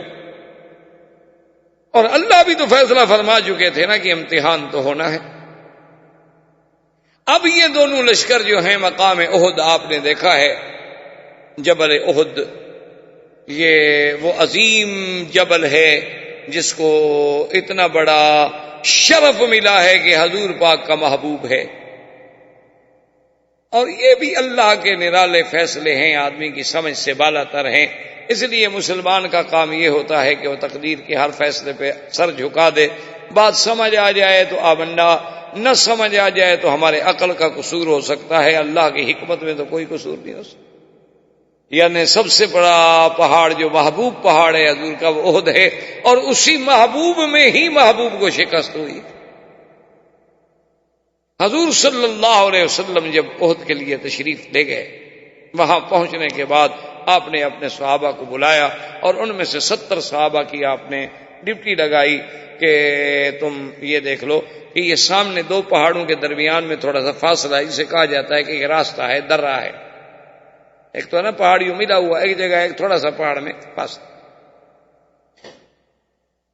حضور نے فرمایا کہ دیکھو تمہاری ڈیوٹی یہ ہے کہ تم لوگوں نے اس مقام پر ہی رہنا ہے بس، حتیٰ کہ حضور نے اتنے سخت لفظ بھی فرمائے کہ اگر ہم سب کے سب قتل ہو جائیں اور جنگل کے بھگیاڑ آ کر ہماری بوٹیاں نوچ رہے ہوں تب بھی آپ نے یہ جگہ نہیں چھوڑنی، آپ لوگوں نے یہیں کھڑے رہنا ہے۔ انہوں نے کہا یہاں سے ٹھیک۔ اسی طرح پھر صحابہ میں رضوان اللہ علیہم اجمعین میں کچھ میسرا، کچھ میمنہ اور کچھ کی درے پہ ڈپٹی لگی۔ ابو سفیان بھی آ گیا، اور ابو سفیان پورے قافلے کی قیادت کر رہا تھا، اور جنگ کی قیادت جو تھی وہ خالد بن الولید کر رہے تھے۔ خالد ولید ابھی مسلمان نہیں ہوئے تھے، اور یہ تو تاریخ جانتی ہے کہ خالد بن الولید جیسا جنگجو آدمی اور جنگ کا ماہر کہ جس کے جنگی کارناموں کو تو قیصر اور کسریٰ نے اور روم نے اور سب نے تسلیم کیا، کہ اتنا اچھا جنگ لڑنے والا لڑانے والا آدمی ہم نے نہیں دیکھا دنیا۔ اب جناب مسلمانوں کی اور کفار کی حرب شروع۔ اچھا خدا کی قدرت دیکھیں کہ کافروں کا جب آدمی آیا پہلی مبارزت میں تو کافر کا آدمی مارا گیا، ان کا دوسرا آدمی آیا وہ دوسرا بھی مارا گیا، تیسرا آدمی آیا وہ تیسرا بھی مارا گیا۔ اب کافر گھبرا گئے پھر کہ بھئی یہ کیا ہوگا، یہ تو پھر ہمارے لیے یہاں بھی کوئی خاص ہماری اتنی قوت ہے، اتنی طاقت ہے۔ انہوں نے کہا کہ چلو ہم ایسا کرتے ہیں کہ ایک ہجوم کرتے ہیں۔ جب انہوں نے پہلا ہجوم کیا اور مسلمانوں نے جم کر مقابلہ کیا، ہجوم بھی شکست کھا گیا ان کا، حتیٰ کہ کیفیت یہ ہو گئی کہ کافروں نے بھاگنا شروع، یعنی بالکل منتشر ہو گئے، ان کا آپس میں ایک دوسرے سے لنک بھی نہیں رہا، یعنی 50 آدمی یہاں سے آ رہے ہیں تو 200 آدمی ادھر سے آ رہا ہے تو 300 ادھر سے آ رہا ہے تو 100 ادھر سے آ رہا ہے، اور جو آ رہے ہیں مسلمان تیروں کی باڑ پہ رکھ رہے ہیں، اور جو آتا ہے وہ گرتا جا رہا ہے، تو انہیں بھاگنا چاہیے۔ اللہ کے قرآن میں جیسے غزوہ بدر کے بارے میں اللہ نے قرآن میں آیات نازل فرمائی ہیں، غزوہ احد میں اس سے بھی زیادہ تفاصیل اللہ کے قرآن میں ایک ایک کلمے کی تفسیر موجود ہے، اور جس بندے کے سامنے سیرت رسول کا پہلو نہ ہو وہ ان آیات قرآن کو سمجھ ہی نہیں سکتا۔ اب جب کافر بھاگنے لگے، منتشر ہونے لگے، ان کی قوت جو تھی وہ یعنی منتشر ہو گئی، طاقت ان کی ختم ہونے لگی، تو اب وہ جب دوڑے تو جو لوگ صحابہ اس درے پر پہرا دے رہے تھے ان نے اپنے انچارج سے کہا، اپنے اس امیر سے کہا کہ دیکھیں حضور پاک کا حکم تھا کہ ہم نے اس درے کو نہیں چھوڑنا، چاہے کوئی ہماری بوٹیاں بھی نوچ لے، تو سیدھی بات ہے کہ وہ تمہارا یہ تھا کہ جب جنگ ہو، اب تو کافر سارے بھاگ رہے ہیں، وہ تو بھاگ گئے، تو ہم مال غنیمت میں بھی کیوں شریک نہ ہو جائیں؟ تو اس امیر نے کہا کہ نہیں، حضور کا حکم تھا کہ ہم نے اس درے کو نہیں چھوڑنا، لہذا تم ایسا نہ کرو۔ انہوں نے کہا اللہ کے بندے بات کو سمجھو، مقصد یہ تھا کہ جنگ میں جب تک خطرہ ہے، جب تک خوف ہے، کوئی آدمی تاکہ ادھر سے آ کر ہم پر حملہ نہ کر دے، لیکن جب کافر جنگ ہار گئے، شکست کھا گئے، دیکھا نہیں وہ تو بھاگ رہے ہیں۔ انہوں نے کہا کہ نہیں، لیکن صحابہ نے بات نہ مانی، جس وجہ سے اللہ کی طرف سے یہ عتاب آیا کہ اللہ کے نبی کی نافرمانی۔ لیکن علماء نے بڑی ایک عجیب بات لکھی ہے، انہوں نے کہا کہ ابلیس نے آدم کے سجدے کے لیے نافرمانی کی، قیامت تک لعنت کا مستحق بن گیا، اور صحابہ نے صرف اپنے امیر کے حکم کی نافرمانی کی تو 70 صحابہ شہید ہو گئے، اور ہم صبح سے لے کر شام تک نبی کی نافرمانیاں کرتے ہیں، اور پھر ہمارا خیال یہ ہے کہ نہیں ہم تو بڑے عاشق رسول ہیں اور ہم تو بالکل جنت کے ٹھیکیدار ہیں، جنت تو بنی ہمارے لیے۔ کبھی ہم نے بھی سوچا ہے کہ بھی ہماری تو ہر قدم پہ عصیاں ہے، ہماری تو ہر قدم پہ نافرمانی ہے حضور پاک کی، ہمارے لباس میں، ہماری صورت میں، ہماری سیرت میں، ہمارے گھریلو ماحول میں، ہمارے بچوں میں، اٹھنے میں، بیٹھنے میں، تمام معاملات میں، الا قلیل من عبادی الشکور، بہت کم بندے ہوں گے جو اللہ کی شریعت کے مطابق اپنی زندگی گزار رہے ہیں، جن کو اللہ نے نصیب کیا پتہ نہیں کتنے، 1% بھی شاید نہ ہوں۔ تو بہرحال جب وہ صحابہ وہاں سے ہٹے، خالد بن الولید اسی انتظار میں تھا، وہ دیکھ رہا تھا، اس نے اپنی منتشر قوت کو اکٹھا کیا اور لوگوں کو غیرت دلائی۔ وہ کیا ہو گیا ہے، کیوں بھاگے جا رہے ہو؟ کمال کی بات ہے، تمہارے سامنے چند ایک آدمی مسلمان ہے، کیونکہ حضور جب نکلے تو 1000 کا لشکر، ادھر 3000 کا لشکر، 350 آدمی عبداللہ ابن ابی ابن ابی سلول منافق کی جماعت کا آدمی تھا، وہ واپس آ گیا۔ اس نے کہا ہم تو نہیں لڑتے۔ انہوں نے کہا کیوں؟ نے کہا بھی قتال تھوڑی ہے، یہ تو قتال نہیں، اگر قتال ہوتی تو ہم لڑتے، یہ کوئی قتال ہے کہ 3000 آدمی کے سامنے 400-500 آدمی لے کے چلے جاؤ، یہ کیا بات ہے؟ وہ بھاگے۔ اب 350 آدمی جب نکل جائے 1000 میں سے تو 650 آدمی باقی رہے، تو ان کی بھی تو قبر ٹوٹ گئی۔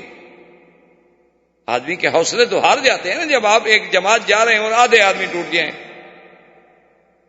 تو ایک تو مسلمانوں پر اس کا اثر تھا، دوسرا خالد بن ولید نے اپنی بکھری ہوئی قوت کو جمع کیا، اسی طرح سے حملہ آور ہوا۔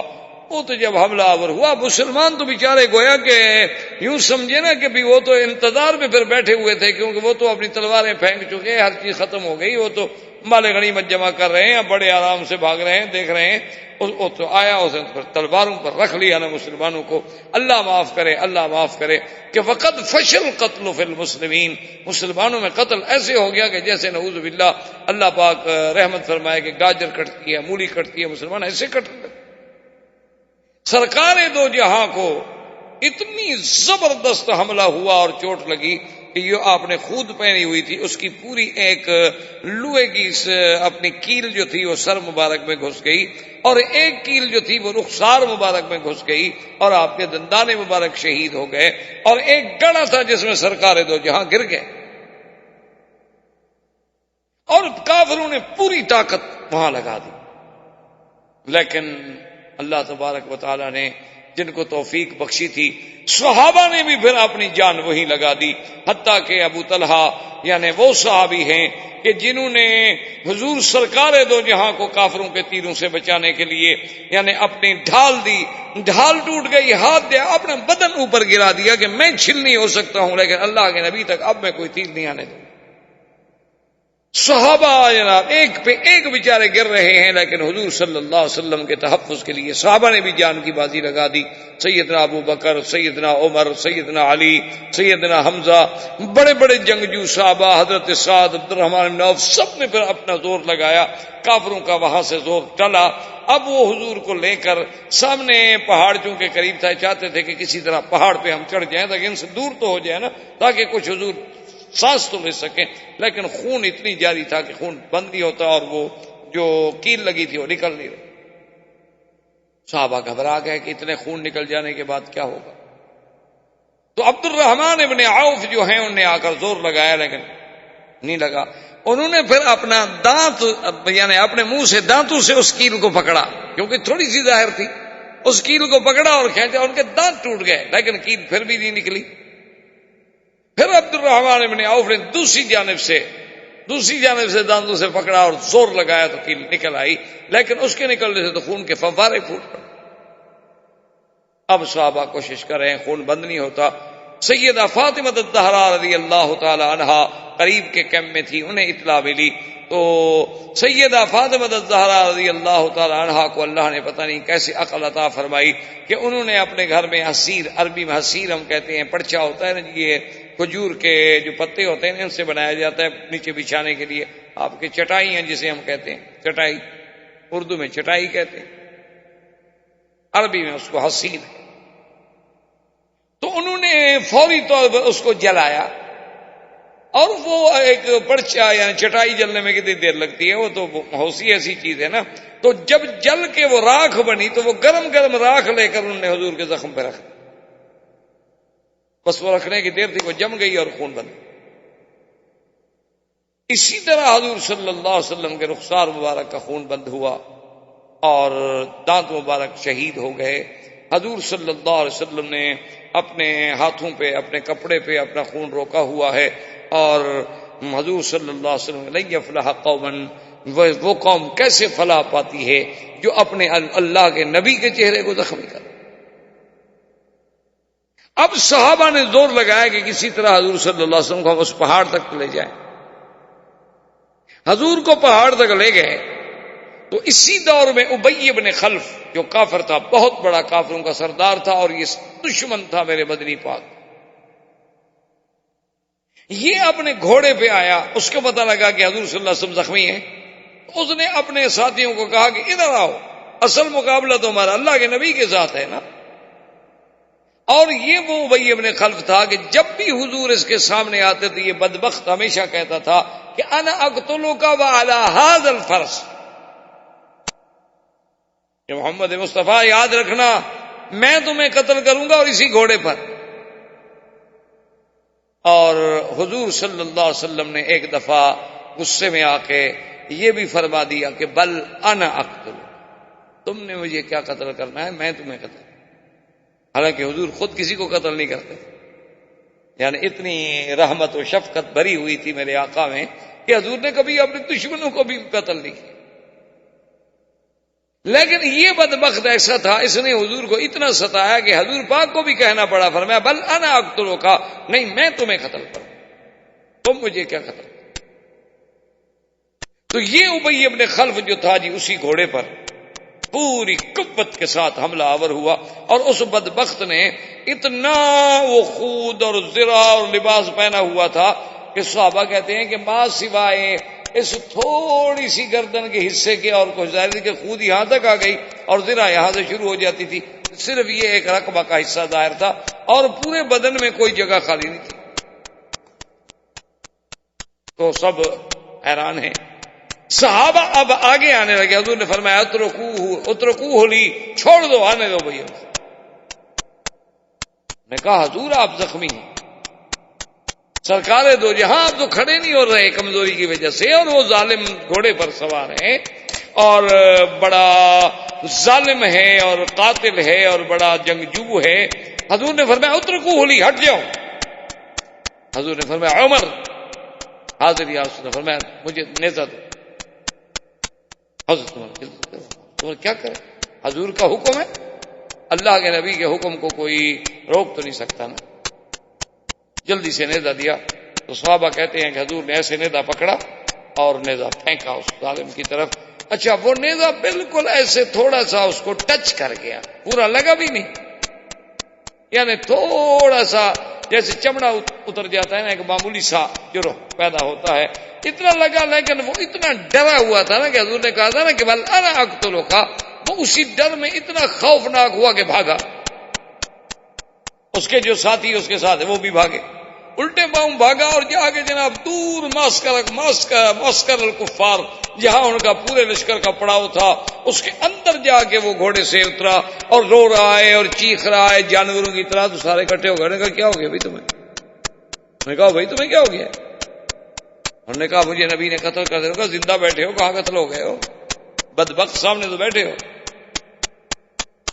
لالا قتلنی رسول اللہ. نے کہا پاگل آدمی، زندہ بیٹھے ہوئے ہو، کیا ہے تمہیں؟ انہوں نے کہا دیکھو دیکھو. نے کہا یہ کوئی شرم نہیں آتی، یہ کوئی زخم ہے جیسے بندے مر جاتے ہیں.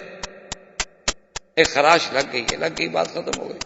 انہوں نے کہا کہ نہیں، جو نبی نے کہا ہے نا، بس قتلنی محمد، مجھے تو محمد مدنی نے مار دیا. بس خدا کی قدرت ہے، یہی زخم ایسا اس کو لگا کہ وہ چند دنوں کے اندر اندر مر گیا. فقتلہ رسول اللہ. اور اسی واقعے میں اب جناب مسلمانوں کی ہزیمت کا تو یہ عالم تھا. اللہ تبارک و تعالی رحمت فرمائے کہ 70 صحابہ شہید ہوئے. کافروں کے کل 22 آدمی مارے گئے. صحابہ میں سے 70 شہید ہو گئے. اور سیدنا حمزہ رضی اللہ تعالی عنہ عم رسول اللہ، حضور صلی اللہ علیہ وسلم کے چچا جو ہیں، تو ہندا وحشی کو لے کر آئی اور حضرت حمزہ کی لاش تلاش کی. اور لاش تلاش کرنے کے بعد آپ کے کان کو کاٹا، آپ کے ناک مبارک کو کاٹا، آپ کے چہرے پہ زخم لگائے، آپ کے پیٹ کو چاک کیا، اور اندر سے کبد، آپ کا جگر جو تھا وہ نکالا اور چبانے لگی. چونکہ اس نے قسم کھائی تھی کہ میں حمزہ کا جگر چبا کے کھاؤں گی، کیونکہ انہوں نے ہی اتبا شیبہ اس کے خامد کو اور باپ کو اور بھائی بیٹے کو مارا تھا جنگ بدر میں. تو اس عورت کے اندر انتقام تھا. قبائل کے لوگ تھے نا، سردار تو تھے لوگ، قوم تو تھی نا. یہ الگ بات ہے کہ کافر تھے، دشمن تھے، لیکن ان میں اپنی خون اور اپنے خون کا بدلہ اور اپنے بڑوں کا بدلہ لینے والی بات تو ان کے گھٹی میں پڑی ہوئی. تو لیکن خدا کی قدرت ہے کہ سیدنا حمزہ کے قبض کو چبا نہ سکی، کھا نہ سکی. بڑی کوشش کی کھانے کی، لیکن جو زور لگایا وہ نہ چبا سکی، تو وہیں پھینک کے پھر چلی گئی. تو جب حضور لاشیں دیکھتے ہوئے آئے اور سیدنا حمزہ کی لاش پہ پہنچے، صحابہ کہتے ہیں فبکا رسول اللہ حتی ابکانا، حضور خود اتنی رو پڑے کہ ہم سب رو. اس حالت ہم و رسول اللہ سیدنا حمزہ بطن من ابطال الاسلام. اور صرف سیدنا حمزہ رضی اللہ تعالیٰ عنہ کو نہیں بلکہ کئی صحابہ کو نعوذ باللہ ان کافروں نے مسلح کیا کہ ٹکڑے ٹکڑے کر دیا، ہاتھ کاٹ لیا، پاؤں کاٹ لیا، کان کاٹ لیا. وہ بدر کا ایک جوش جو تھا اس کا بدلہ لے رہے. حضور پاک نے حکم دیا کہ سب صحابہ کو ان کی لاشیں اکٹھی کی جائیں اور ان کو کوئی عہد سے باہر نہ لے جائے. اسی اسنا میں ایک صحابی تھے میرے آقا کے جن کا نام تھا حضرت حنزلہ رضی اللہ تعالی. ان کی بیوی بیچاری پردے کے ساتھ ڈھونڈتی ڈھونڈتی آئی. انہوں نے کہا کہ یا رسول اللہ، میں ایک اپنے خاوند کا ایک پیغام ہے دینا چاہتی ہوں.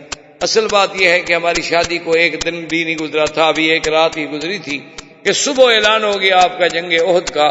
تو میرے خاوند جو تھے وہ ہم میاں بیوی ملے تھے، تو ابھی غسل کے لیے جا رہے تھے کہ اعلان آ گیا، تو انہوں نے غسل چھوڑ دیا. اسی وقت انہوں نے کپڑے پہنے، انہوں نے کہا کہ میں احد جا رہا ہوں. اور اگر میں شہید ہو جاؤں تو اللہ کے نبی کو خبر دے دینا کہ مجھے غسل کی ضرورت ہے، کیونکہ شہید کو تو غسل نہیں دیا جاتا، شہید کو تو غسل دینے کی کوئی ضرورت ہی نہیں ہوتی، لیکن یہ ہے کہ مجھے تو شرعاً غسل کی ضرورت ہے نا، غسل جنابت کی ضرورت ہے۔ تو حضور نے جی پتہ لگا ہے کہ حنظلہ شہید ہو گئے، تو آپ نے فرمایا کہ تمہارا شوہر بھی شہید ہو گیا، لیکن نے کہا کہ بیٹی حنظلہ کو غسل دینے کی ضرورت نہیں۔ نے کہا لماذا یا رسول اللہ؟ حضور نے فرمایا میں نے اپنے آنکھوں سے دیکھا ہے کہ اللہ کے فرشتے میرے صحابی کو غسل دے رہے ہیں۔ صحابہ کہتے ہیں جب ہم گئے تو آپ کے بالوں سے پانی ٹپک رہا۔ اسی طرح حضرت جعفر طیار، بڑے بڑے لوگ میرے مدنی پاک کے آقا انعامدار کے پروانے، اتنے شہید ہوئے، اور یہی وہ موقع ہے کہ ابو سفیان ایک پہاڑ پہ چڑھ گیا، کیونکہ جنگ تو اب وہ جیت چکے تھے، پانسا پلٹ چکا تھا۔ اب ان کے جو بکھڑے لوگ تھے، جو دور بھاگ گئے تھے، ڈر گئے تھے، وہ بھی واپس آ گئے، اور پہاڑ پہ چڑھ کے بلند آواز سے کہنے لگا افیکم محمد، بھئی تم میں محمد مصطفیٰ ہیں۔ حضرت عمر کا خون کھولا، حضور نے لا تجیب، کوئی جواب نہیں۔ اس نے دوسرا سوال پوچھا افیکم ابو بکر، ابو بکر ہیں؟ حضور نے فرمایا لا تجیب، کوئی جواب نہیں۔ اس نے تیسرا سوال کیا، اس نے کہا افیکم عمر، کیا عمر ہیں؟ حضور نے فرمایا لا تجیبوا، جواب نہ دو۔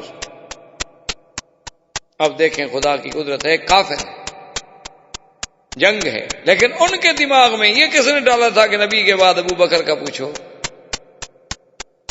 یہ اللہ نے جو فیصلے کیے ہیں انہیں دنیا کی کوئی طاقت بدل سکتی؟ اللہ نے جو سلسلہ رکھا تھا کہ میرے نبی کے بعد خلفاء اسی ترتیب سے ہوں گے، خدا کی قدرت ہے، کافروں کے منہ سے بھی اسی ترتیب سے نکلتے تھے۔ اس کے بعد وہ خوش ہو گیا، کہنے لگا ان قتلوا جميعا فاعلوا حبل، کہ یہ سب اگر قتل ہو گئے تو آج ہمارا خدا حبل جو ہے بلند ہو۔ حضرت عمر نے کہا حضور اب تو صبر نہیں ہوتا، اب آپ فرمائیں تو جواب دو۔ آپ نے کہا ہاں جواب دو، اللہ اعلی واجل۔ اس نے کہا نا اعلو حبل، اس نے فرمایا تم کہو اللہ اعلی واجل۔ ابو سفیان نے پھر آ کر کہا لنا العزى ولا عزى لكم، کہ آج عزا کی وجہ سے عزت ہمیں ملی ہے، آج عزا خدا نے ہمیں عزت دی ہے، تمہارے پاس کوئی عزت نہیں۔ حضور نے فرمایا جواب دو اللہ مولانا ولا مولا لکم، اللہ ہمارا حامی و ناصر ہے، تمہارا نہیں ہے، تو امتحان۔ اس نے پھر تیسری دفعہ کہا، اس نے کہا یوم کا یوم بدر الحرب سجال۔ ابو سفیان نے کہا مکے والوں، مدینے والوں سن لو کہ آج کا بدلہ، آج کا دن اس دن کے برابر ہو گیا جو بدر میں تم نے ہم سے انتقام لیا تھا، آج ہم نے بدلہ لے لیا۔ اور یاد رکھو جنگ جو ہے وہ تو ایک ڈول ہے، کوئی بھی کھینچ سکتا ہے۔ حضور پاک نے فرمایا کہ جواب دو۔ حضرت عمر نے جواب دیا، انہوں نے فرمایا کہ لا قتلاکم فی النار وقتلانا فی الجنت لسنا سوا۔ آپ نے فرمایا کہ جواب دو کہ ہمارے جو قتل ہو گئے وہ تو جنت میں گئے، تمہارے جہنم میں برابر کیسے ہو سکتے ہیں پاگلو؟ ٹھیک ہے ہمارے بندے شہید ہو گئے، لیکن ہمارا کیا نقصان ہو گیا؟ اب جناب ابو سفیان نے اپنے لشکر کو حکم دیا کہ بھئی ہم نے جنگ جیت لی ہے تو اب چلیں۔ یہ واپس چلا اپنے پورے قافلے کو لے کر، یہ پہنچے مقام ابوا پر۔ مقام ہے ابوا، مکہ اور مدینے کے درمیان میں ایک جگہ ہے، اس کا نام ہے ابوا۔ یہ وہی جگہ ہے جہاں حضور صلی اللہ علیہ وسلم کی والدہ دفن ہے۔ یہ مکے اور مدینے کے راستے میں، لیکن یہ مین روڈ سے اندر جانا پڑتا ہے، اور وہ راستہ اب بھی کچا ہے، مشکل ہے، یعنی عام گاڑی نہیں جا سکتی۔ ہاں البتہ کوئی جیپ شیپ ہو، مضبوط گاڑی ہو، فور ویلر ہو جاتی ہیں، ورنہ یہ عام کاریں ہمارے وہاں نہیں پہنچتی۔ تو وہ مقام ہے ابوا۔ اس پر جب پہنچے سارے کافر رک گئے، ابو سفیان رک گیا، رات ان نے اطمینان سے رات گزاری، صبح اس نے تقریر کی، اس نے کہا کہ بھئی ہم تو بڑی غلطی کر بیٹھے۔ انہوں نے کہا کیوں؟ انہوں نے کہا یہ کیا جنگ ہوئی بھئی؟ ہم نے تو نہ تو کوئی مال غنیمت ہمیں ملا، نہ ہم نے مدینہ منورہ پہ قبضہ کیا، نہ ہم اللہ کے نبی کو شہید کر سکے، نہ ابو بکر و عمر کو شہید کر سکے، تو جنگ کیا جیت کے ہم آ رہے ہیں واپس؟ بھئی ہم نے جب جنگ جیت لی، ان کے 72 آدمی شہید ہو گئے اور وہ بالکل حوصلہ ہار گئے، یہی تو وقت تھا نا کہ ہم مدینہ منورہ پہ قبضہ کرتے، تو مدینے پہ بھی قبضہ نہ ہو سکا، مال غنیمت بھی نہ ملا، اور پھر جس اللہ کے نبی سے ہم بدلہ لینے آئے تھے وہ اللہ کا نبی بھی اسی طرح زندہ موجود ہیں، ابو بکر و عمر بھی موجود ہیں، تو ہم نے کیا کیا ہے؟ واپس چلو، ہم مدینے پر قبضہ کریں، اس موضوع کو، اس قصے کو ختم کریں ہمیشہ۔ یہ یہاں سے واپس تیار ہوئے، اللہ کے فرشتہ جبریل حضور سرکار دو جہاں کی خدمت میں آئے اور انہوں نے آ کے کہا کہ یا محمد صلی اللہ علیہ وسلم آپ نے تو زرہ اتار دیے۔ اور میں ہاں حضور میں نے تو ابھی تک نہیں اتاری، میں تو ابھی تک بھی اسی لباس میں، چلیں کافروں کے مقابلے پر۔ دیکھیں فوراً شکست ہوئی ہے، ابھی یعنی کتنا، 1 دن 2 دن بھی نہیں گزرے، حضور نے حکم دیا کہ سب مسلمان تیار ہو جاؤ، لیکن شرط یہ ہے لا یشارکنا الا من شارک فی احد، اب ہمارے ساتھ جنگ کے لیے صرف وہ جائیں گے جو احد میں ہمارے ساتھ تھے، اور کوئی نہیں جائے گا۔ عبداللہ ابن ابی ابن سلول آیا، اس نے کہا کہ یا رسول اللہ میں بھی اب 300 آدمی لے کے چلتا ہوں، میں بھی آپ کے ساتھ چلتا ہوں۔ آپ نے فرمایا نہیں، تم نے جب احد میں ہمارا ساتھ چھوڑ دیا ہے تو اب ہمیں تمہاری مدد کی ضرورت نہیں، صرف وہ جائیں گے الذین شارکوا فی احد، جنہوں نے احد کے معرکے میں شرکت کی ہے وہ جائیں بس۔ حضور صلی اللہ علیہ وسلم کا قافلہ فوجیوں کا چلا، اور یہ چلتے ہوئے ہمارا الاسد ایک جگہ کا نام ہے، یہ وہاں پہنچا۔ وہاں آ کر حضور پاک نے کچھ قیام کیا تھا کہ کچھ سستا لیں، کچھ سانس لے لیں، اور اکثر تو زخمی تھے، کسی کا بڑا زخم تھا، کسی کا چھوٹا تھا، لیکن اکثر تو زخمی تھے۔ وہ سارے جنگ احد تو بھی 2 دن پہلے لڑے تھے۔ حضور صلی اللہ علیہ وسلم وہیں روکے تھے۔ ابو سفیان نے سوچا، اس کو خبر ملی کہ خرج رسول اللہ صلی اللہ علیہ وسلم، حضور آ گئے، تو صحابہ کے ساتھ حضور تو پھر حملہ کر رہے ہیں۔ اس نے کہا بھئی یہ تو عجیب بات ہو گئی، یہ تو کمال ہو گیا کہ 2 دن پہلے ان کو اتنی بڑی شکست ہوئی، اتنی بڑی ہزیمت ہوئی، اور 2 دن کے بعد فوری طور پر وہ ہمارے تعاقب کے لیے تیار بھی ہو گئے، تو یہ مسئلہ بہت ہی کوئی خطرناک ہے، اور اب ہمارے لیے تو ایک اور موت ہو گئی کہ ہم کیا منہ لے کر مکے جائیں؟ لوگ تو کہیں گے وہ تو تمہارے پیچھے تھے، تم بھاگ آئے ہو، تو فرار بھی تو ہمارے مقدر میں لکھا گیا، نہ تو ہم مدینہ منورہ پہ قبضہ کر سکے، نہ سرکار دو جہاں کو شہید کر سکے، نہ ابو بکر عمر کو شہید کر سکے، اور اب وہ تو مدینے سے نکل کر ہمارے تعاقب میں آ رہے ہیں اور ہم بھاگ رہے ہیں۔ تو ساری زندگی لوگ ہمیں تانا دیں گے کہ اچھے آدمی سے 3000 کا لشکر لے کے گئے اور بھاگ بھی تم آئے۔ اس نے ایک آدمی تھا بنو خزاعہ کا، خزاعی، اس کو بھیجا کہ تم جا کر کچھ ایسی کہانی بناؤ کہ مسلمانوں کے دل میں ایسا روب پڑ جائے نا کہ بس وہ ڈر جائیں اور رک جائیں، ایسا نہ ہو کہ ہمارا تعاقب کرتے کرتے آ جائیں اور ہم مارے جائیں، ہم تو گئے۔ بنو خزاعی وہ گھوڑے پہ دوڑا اور آیا، حضور پاک صلی اللہ علیہ وسلم ہمراہ الاسد میں ٹھہرے ہوئے تھے، تو ملا اور حضور نے فرمایا کہ کیا حال ہے قریش کا؟ انہوں نے کہا یا رسول اللہ قریش تو بالکل تیار ہیں جنگ کے لیے، اور اب تو اور ان کو بڑی کمک پہنچی ہے، احابیش سے اور فلاں قبیلے سے اور فلاں قبیلے سے اور فلاں قبیلے سے، وہ تو احد سے بھی زیادہ طاقت لے کے آ رہے ہیں۔ اس کو قرآن پاک نے، اللہ نے قرآن میں فرمایا الذین قال لهم الناس ان الناس قد جمعوا لكم فاخشوهم، اللہ نے فرمایا کہ جب لوگوں نے آ کے خبر دی کہ دشمن تمہارے لیے بہت بڑا لشکر اب تیار کر چکا ہے، ڈرو۔ فزادہم ایمانا، صحابہ کی یہ بات سن کر بجائے ڈرنے کے اور ایمان بڑھ گیا اور ان کی زبان سے نکلا قالوا حسبنا اللہ ونعم الوکیل۔ احباب کرام، اس کے بعد اب آپ اس مبارک سلسلے کی CD نمبر 19 سماعت فرمائیں۔